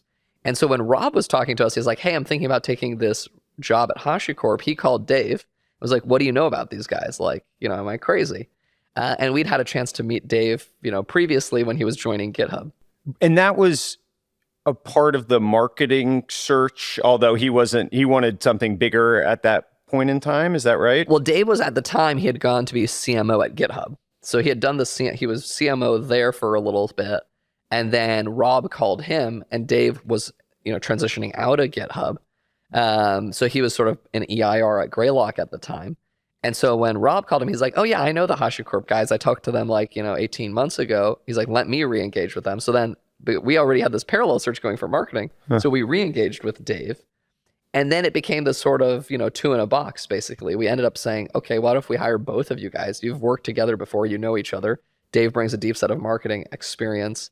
Rob brings a deep set of sales experience, and they know how to work together with each other. And so it almost became a package deal. They started within 2 weeks of each other. Wow. And it just so happened that Rob knew Dave and called him, and that sort of reignited that search, basically. In seeding that role, the responsibility, the title, did you have the ego element of like, oh, I'm giving up this CEO title, and this is the canonical thing for Silicon Valley startups, and I'm going to give it to someone else to come in? Or was that not something you were thinking about? So I would say it was a struggle, but not for that ego reason. I think when we started the search, we were actually, the conversation me and Mitchell had was, hey, what title are we open to? And are we open to CEO?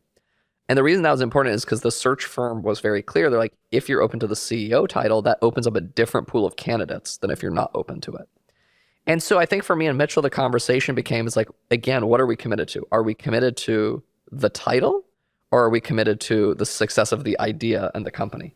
Like, what's more important to us, right? Like, you could have the title and the company doesn't succeed. Is that more important to you than not having the title, but you should see the company succeed? And what was very clear to both of us is like, we didn't care about that title. And it's like, and in fact, the CEO job is a terrible job. I don't wish it on anyone. So, both of us are like, we're more than fine being CTO or, VP Eng or whatever else it needs to be. Neither of us felt that strongly about the CEO title.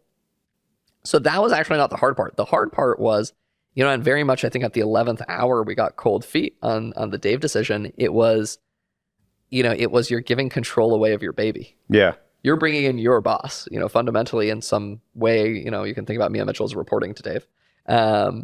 And they have a seat at the board. And so it's like, they're not like any other employee where like, if it doesn't work out, you can cut your loss and move on. Getting rid of your CEO is an ordeal. So I think that's what gave us cold feet at the 11th hour was like, hey, are we going to lose control of the business? Right? Like, what if Dave's not a good fit? What if there's a cultural clash? What if we don't agree on strategy? And I'll never forget, I had a great call with Glenn Solomon where I called him and I'm like, I can't do it. I don't want to give up control. Not for the title, just like, what if something goes wrong? And Glenn walked me off the edge because he's like, hey, listen, at the end of the day, this is you and Mitchell's company, right? Like, it doesn't work without the two of you. And so if it doesn't work with Dave, like, you have our backing. There's not a world in which we are going to pick, to keep Dave over you and Mitchell if things go sideways. Like, it doesn't make any sense.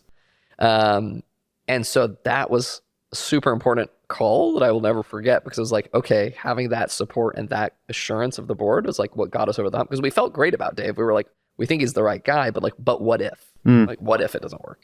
And what happens?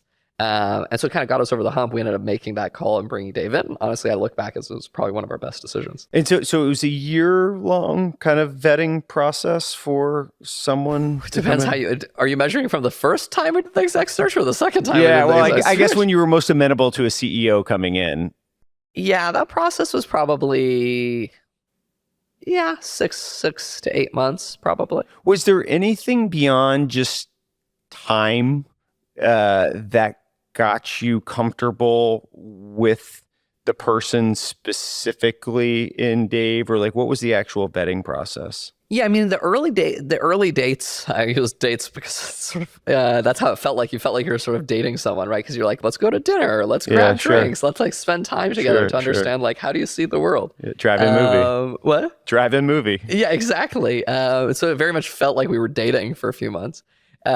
Which was funny because at the time I was dating my now husband. I'm like, sorry, I need to go see my other boyfriend. Yeah, exactly. So, it did have that vibe.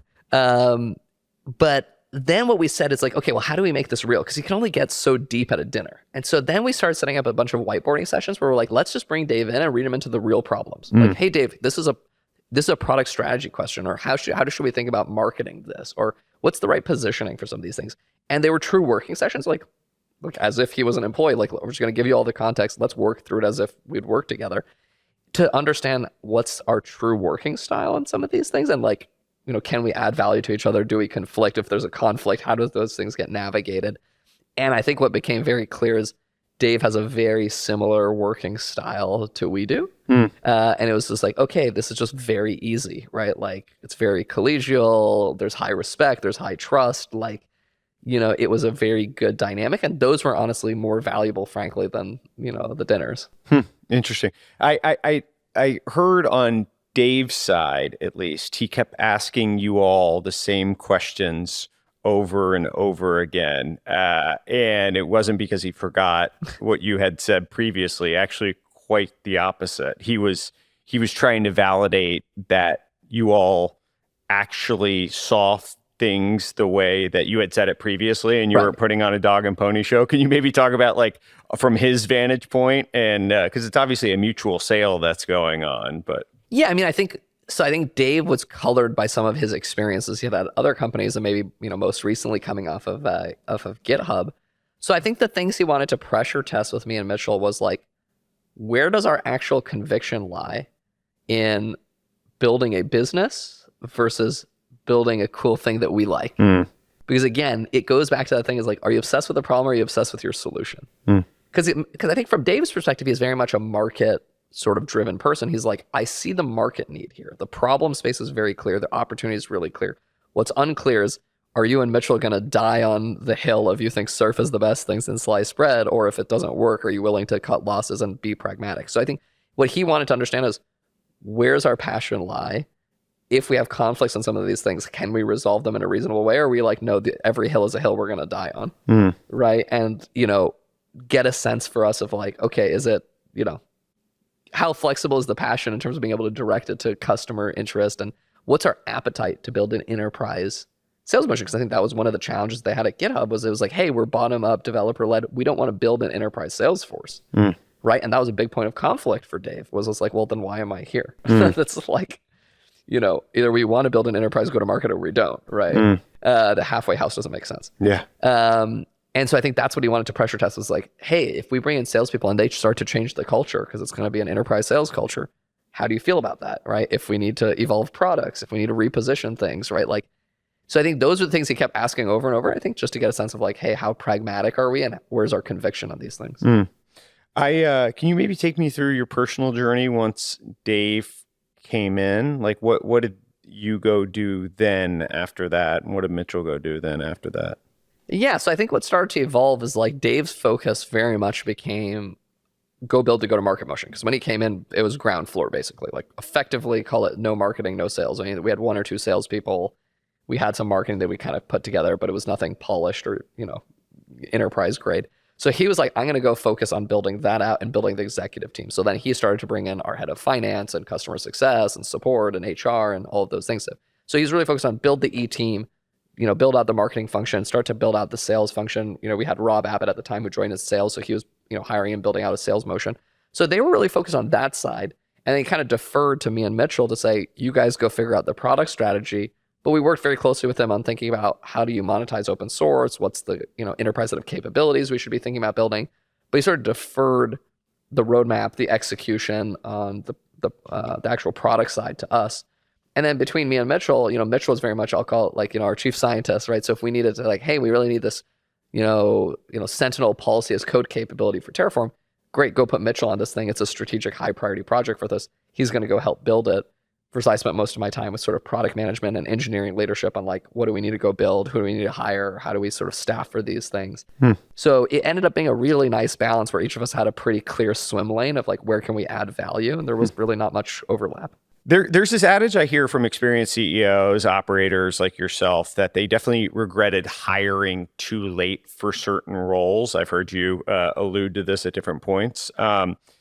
If you were a founder thinking about hiring for a specific role, how would you go about deciding if it's too early, glaringly too late, or the right time to bring in someone experienced into a specific seat? Oh man, it's so hard. It's such a hard question.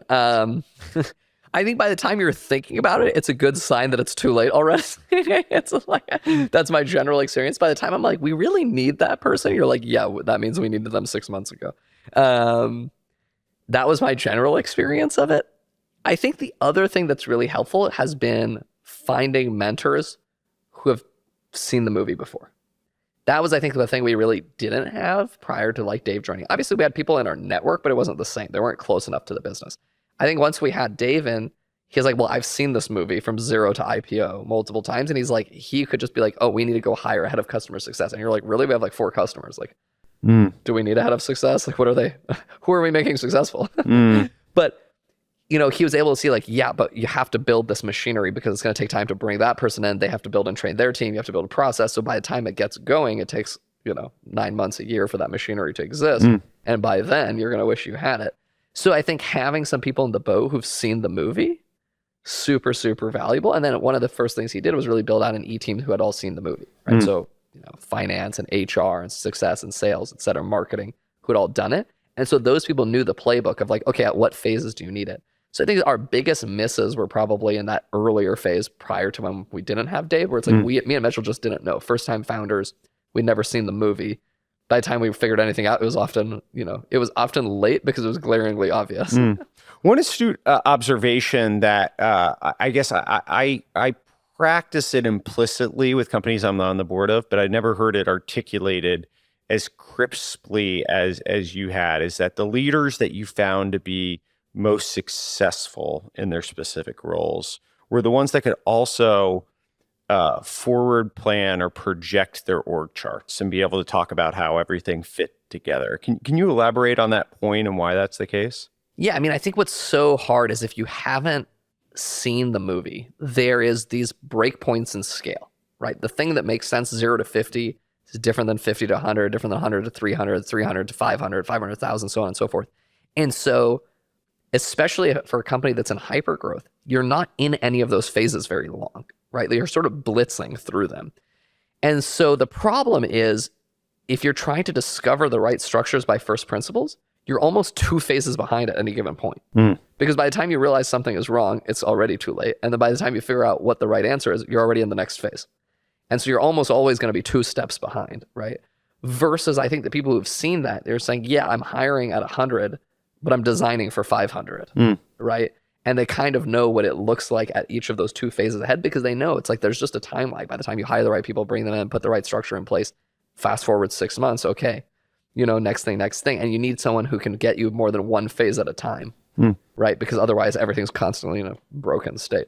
Did you find people that hadn't been there, done that were able to still be cognizant enough about that in their scaling journey as well? Or was that a requisite of people that had the experience? No, I'd say we had a bunch of people that successfully scaled through a lot of the phases. So actually like a great guy, John Benson, he joined as our first SE. So he was an individual contributor, having never worked in DevOps or infrastructure or cloud. So he joined as an individual, was really committed to learning the domain. And then he just kept scaling with the business. Over time, he ran the SE team. Then he ran sort of the worldwide SE team. Eventually, he stayed with us from basically the early days when we were, 20 people, all the way through to post-public. He ran a team of 250 SEs globally, right? So I think there was individuals like him. We also had another Kevin Fishner, similar kind of a story, moved through many different roles, became Dave's chief of staff. So we had a bunch of these folks who kind of blitzed through multiple things, even though they hadn't seen the movie. I'd say that's rare. There's not a lot of people who can make it through all those phases. There's a lot of people who went through a number of phases with us, but then you eventually outgrew them and had to swap, other leadership in. I think the key to some of those people being successful was very high levels of sort of IQ, clock speed, grit, commitment to learning, but also finding them the right mentors, right? People who had seen the movie and could help mentor them and say, hey, here's my problem today. Here's how I'm thinking about it. What's 2 steps ahead? So a great example actually was John Benson, our head of SC. His mentor was a guy named Peter Pelosi, who now runs our global sales team. So he ran it at Splunk at a much bigger scale, 10 times our scale at the time, or maybe even bigger. And so he was sort of a mentor to John Benson, and then ultimately helped John scale. And then when John was like, hey, I've been through this ride for, almost 10 years through IPO, I want to sort of go take a break. Peter was like, hey, well, I'm interested in the role, right? And so it worked, but it was like, Peter would have been maybe not the wrong person, but, his scale was much bigger than what we needed at the time. He was able to, mentor someone who could get there. But ultimately, we grew to a scale where then Peter was able to come and have a big impact for us too. In terms of hiring people into the organization, I heard you say that you over-indexed on culture fit. Yeah. What does that actually mean? That could be a platitude that a lot of companies could say, like we're very proud of our culture. But I get the feeling that you all, in particular, sought out people that fit in with your culture. And so I'm curious how you go about operationalizing trying to discover if culture fit exists in an interview process.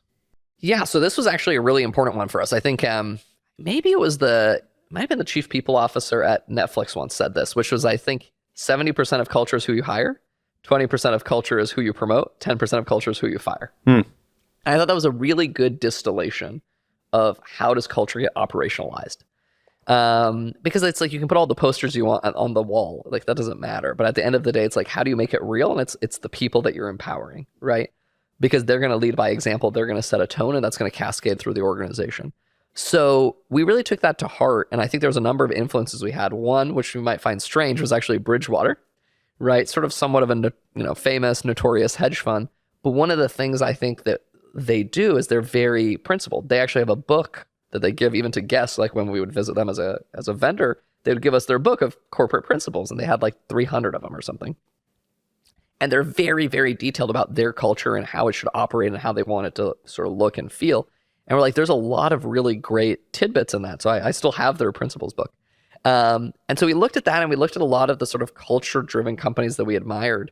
And we sort of said, well, what's unique to HashiCorp? What resonates with us, right? Because it's not something that you can just pick what sounds good on the internet. It has to be something that you can resonate with and live as a truth, because otherwise the company can tell. It's like, okay, if Mitchell and Armon don't live it, then why should any of the rest of us?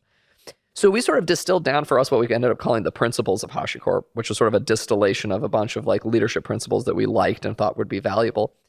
And that became a hiring guide.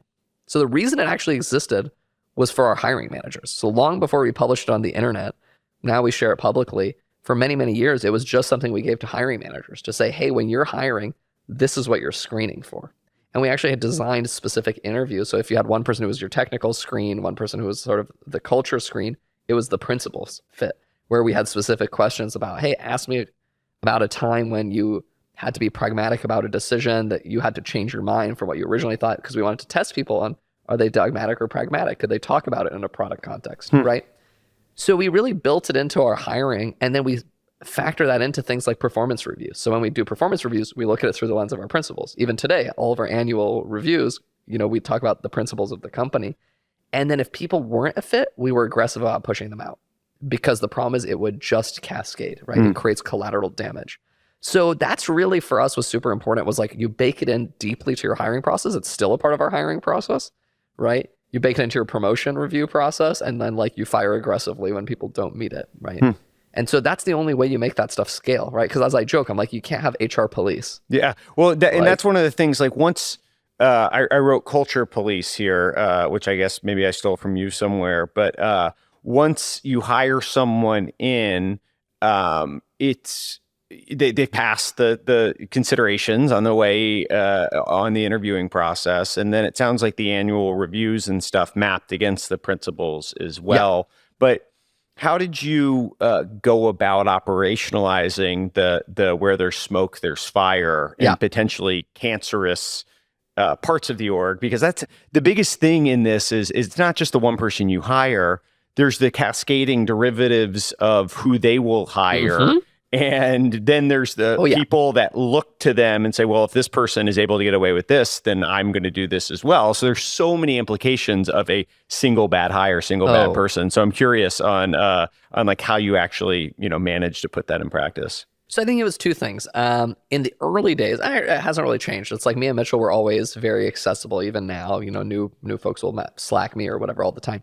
So I think we always kept a very open door policy, made it very clear that, hey, me and Mitchell are super accessible. If people have concerns on anything, like, come talk to us. I think in the earlier days when we were smaller, it was easier and less intimidating to reach out, right?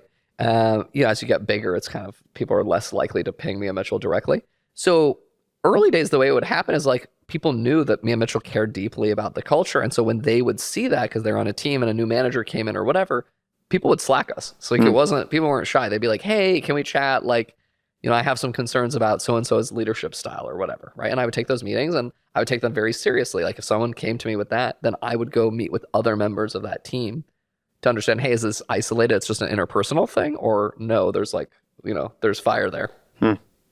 And so there was, oftentimes those would then lead to action. Like people would talk to me, I'd go in, I'd do the homework. It's like, yeah, this person really isn't a good fit. Okay, let's, have a plan and move them out. As we got bigger, that gets harder. Obviously, it's like I can't be everywhere and people get less comfortable reaching out directly. They don't have a relationship. So the way we've done it is actually it's baked into the same performance reviews. So not only do you do your review, you do an upward review of your manager as well as your peers, and then we do heat mapping. So it's very clear usually. It's like when you run this heat map and you're like, hey, what are their scores from their team? When it's like, when it's orange red, it's very obvious on the heat maps. And so then we can go say, okay, great. So senior leadership is going to go do a bunch of skip levels and go figure out what's going on here. Is it just, interpersonal thing, a team, whatever? And oftentimes what you find is when the heat map is red, there's something there. Yes. You can manage up and hide a lot of things. It's really hard. Your direct reports are pretty good leading indicators of what's actually going on in the business. Exactly. So it's like when those things go red, you're like, okay, we those are serious indicators to us. So we talked about the number of principles and the stuff you guys valued culturally. I enjoy obscure shout outs and references from internet software history. And it sounds like a fairly influential company that is obscure to history at this point, I think, was Basho, who I think influenced you all around integrity, maybe, one of the principles. Yeah. Can you maybe talk about, just to give an obscure shout out to people that, long since lost to history, I think Basho is at this point, but what they did that you admired and how it became a part of some of the principles of HashiCorp? Yeah, no, that's you've done your homework. That's a great reference. So Basho was a company that we had used their products at Keep when me and Mitchell worked there. It was a Washington-based kind of... San Francisco. Oh, it was San Francisco. San Francisco-based sort of distributed database company. Yeah, database, yeah. And very cool and influential, albeit not like majorly successful, I think. Yeah, I think that's a good way of putting it. Very... There was a hardcore, distributed systems group that would nerd out about it, but it was a niche group. And so we became, friends with them. We were users and sort of their technology. And one of the things, there's many things we admired, but I think one of the things that we loved was their approach to marketing was very no bullshit, right? This was an era, if you go back to 2011, it was very like databases were in, there was a million of them. And most of these database companies, it's like you go to their homepage marketing and it was like they're lying through their teeth, right? It's sort of like infinite scale, unlimited transactions, blah, blah, blah. And then you use this thing and you put 3 nodes and it falls over and dies. So you're like, okay, well, where Basho was always very technically honest, very transparent and open about here's our architecture, here's exactly the algorithms, here's how it scales, here's the limitations of it, right? It wasn't just marketing smoke and mirrors, basically.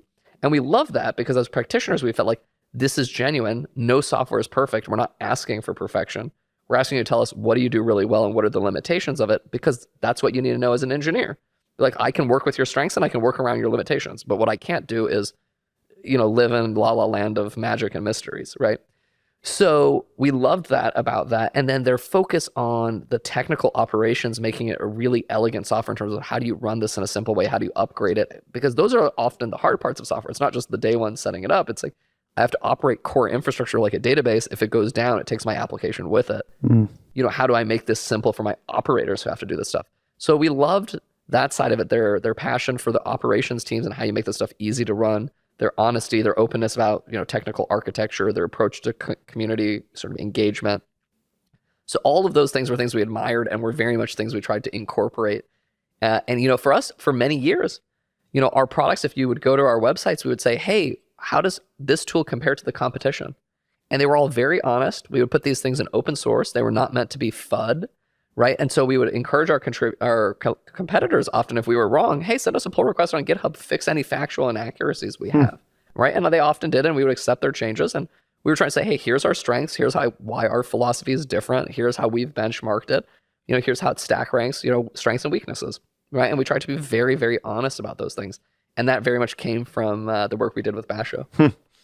Tao of HashiCorp. Can you explain to people what it is and how it came to be and what it's done in principle? Yeah, so the Tao of HashiCorp, sort of the companion to the principle. So if the principles are sort of how does the company operate and the people operate, the Tao is how do the products operate? Yeah, the external versus the internal. Exactly. And so for us, when we started to build all these different tools in the portfolio, even though they're different tools solving different problems, we had a common worldview is maybe the way to put it. It's like, hey, we think infrastructure should be managed like this.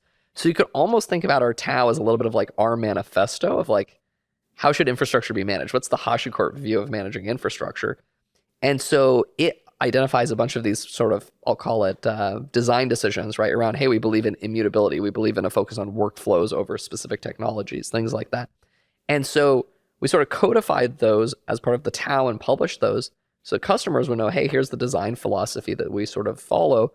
But they also became our internal design guidelines. As we were building new products, we would look to the Tao and say, okay, well, how are we going to design around workflows over technologies? How are we going to be pragmatic about, integrating with whatever technology the customers need us to, et cetera? So it became this sort of twofold internal guide as well as an external, how should you think about the HashiCorp ethos, basically. Has it stayed consistent? Amazingly, we haven't changed a thing on it, and I'm not sure I would change a thing on it. Wow, that's amazing. So how did you go about actually coming up with the inputs into it then? It's, I think some of it was just a deep-seated set of beliefs from being an operator of like how this stuff should work. Some of it came from just kind of, I'll call it practical business sense maybe, of like, pragmatism is a good example of it. We saw a graveyard of these companies that failed because they were dogmatic, right? And so some of them just come from, looking at what other companies had done. I interned at Amazon for a little while, so we looked at some of their leadership principles as well and took some of those in. So some of it was just learning from what are the great things you see from other success stories around you. How do you incorporate some of that? And honestly, you learn from the failures too. You say, okay, well, what made them fail? Okay, these were the things that went wrong. How do you sort of avoid those? And then others were just from a practitioner standpoint, like, what do we value as engineers? And so a lot of what we focus on is sort of an elegance and simplicity of it, a singular focus of these things, a composability of the tools.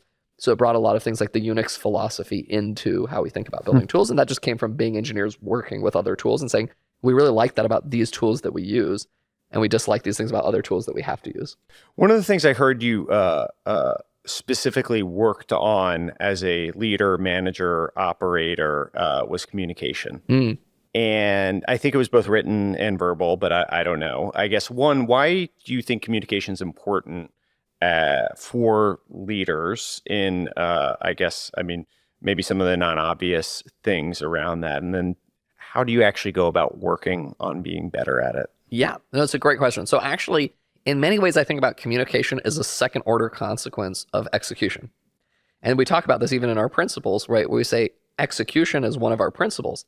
But if you think about execution, at the end of the day, it's about how do I make every individual at HashiCorp successful, right? You have thousands of people. So for them, they need to know each and every day, what is the thing that I should be working on that's going to be most impactful to the business? So, okay, there's either two answers. Every single day I should ask my boss that question, who should ask their boss that question, and so on and so forth. Or you have to have a communication strategy where it's clear to every single person, this is the strategy, this is what's most impactful, this is what I should be working on. And that's a distributed decision that everyone is making to drive the execution in a consistent way, right? And I've seen many cases of this go wrong at a company where you don't have that consistency, and marketing team thinks this is the most important, engineering team, that's the most important, sales team thinks the third thing. And so every part of the company is executing a different strategy fundamentally. And you can tell, right? The pieces don't come together. So for us, we said, okay, for it to work, you have to have a tight communication loop that's bidirectional, meaning it's top down in terms of this is vision, this is strategy, this is what we're going to go execute in. And that has to be top down because otherwise it's inconsistent. Like it can't be a bottom up, everyone defines the strategy. But you also need it to be bottom up in terms of, well, what's the feedback loop? We might say, great, we're going to build Surf. We think it's a great product. Let's go pitch it to customers. We go in product and earn in market, and customers are like, well, this thing doesn't make any sense. It's too complicated. Okay, well, you need that bottom up feedback loop to be able to adjust your strategy and change course, right? So communication to me, I think about it through that lens. Then when you step back and say, okay, well, we're a remote business, what's the best strategy for communication? Synchronous doesn't work, right? We have people in every time zone. So you have to optimize for something where you're like, okay, it has to be asynchronous fundamentally so that people can consume it at their leisure at any time. And then importantly, when you think about a company that's growing rapidly, you have to assume 50% of the people at the company a year from now have no idea what you said today. So how do you keep it so that they can, like, do you want to do the same town hall every week, right? Or do you write down the strategy, right? And so we have a very strong written culture. In fact, we even wrote our own internal document management tool that searches and indexes and categorizes all of our internal documents, because we have something like 4,000 internal memos, Wow. right? For different product strategy decisions, marketing decisions, this and that. So very, very important for us is that we have this strong written culture. Everything gets written as a set of documents. They're broadly distributed by default. They're open to everyone at the company. And we've built tooling and process around how do you distribute this. Then for me personally, and then a lot of people I think struggle coming into that because they're not necessarily comfortable as writers or good writers. And so I think what we coach people on is two things. One is, I'm not asking you to be Hemingway, right? Like, this is utilitarian. You're trying to communicate a decision, a context, a set of ideas. Like, I don't need incredible prose and perfect sentence structure, right? Like, it needs to be, good enough, for government work, right? So I think it's taking a little bit of like, making people comfortable that we're not grading you here on prose. And then two is providing a lot of convention and examples. So when they come in, we point them to, here's a bunch of examples of what good documentation, good RFCs for us internally look like.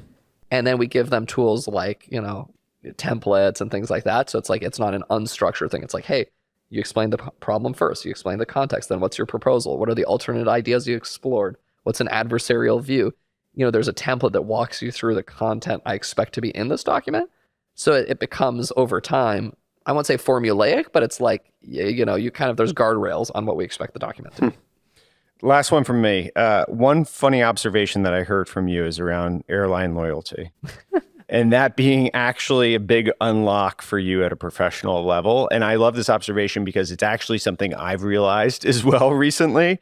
And so I'd love for you, I can give my own version of events around it, but why being loyal to an airline has been professionally beneficial to you as an executive at a company. Yeah, I mean, it's a really funny one. I used to have none, as you said. I used to just be like, whatever's the cheapest direct flight, whatever. I'm just same way. I wouldn't even think twice about it. If it was Spirit Air, I would try to get the big seat, but I would, that's it. Yeah, it's like whatever the flight is, I'll just take it.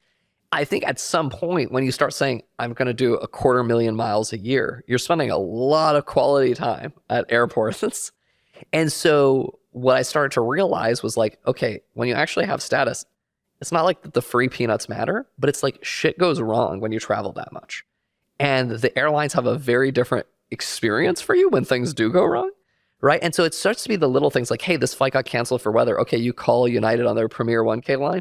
Great, we put you on the next flight out. You're standing on their normal line, you're on hold for the next 4 hours, right? And like by the time they get to you, the plane's already booked out, right? So those little things matter because when you do as many flights as we do, it's like things go wrong. You're like, oh, this meeting ran long. I'm going to miss that flight. Can you put me on the next one? And they're like, yeah, no problem. We'll just do that. They waive the change fee. They put you on it, whatever.